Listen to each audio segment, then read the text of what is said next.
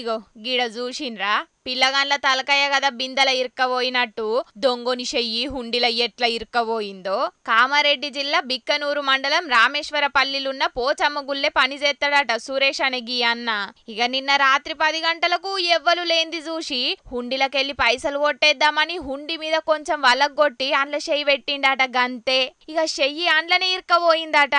ఓష్ని ఇదెక్కడి కథరో చెయ్యి అత్తలేదని రాత్రంతా బగ్గనే దండ్లాడిండట చెయ్యి బయటికి తీయనీకి. పోనీ అట్లనే ఇంటికి పోదామంటే హుండి తక్కువ బరువు ఉంటదా?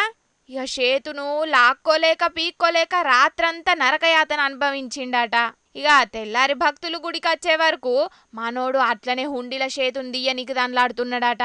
ఇక ముచ్చట ఊరోళ్లకు తెలిసే వరకు అందరూ మనిషికో దిక్కు తన్లాడి దొంగని చెయ్యిని బయటకు తీసి వాణ్ణి పోలీస్ స్టేషన్లో అప్పజెప్పిండ్రట.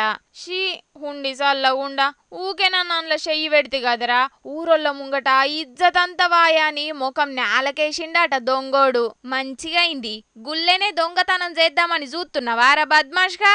పోషమ్మ తల్లి రాత్రంతా నీకు మంచి శిక్షేసింది అని మనిషికో దిక్కు తిట్టిండ్రట ఆ గుడికొచ్చే భక్తులు.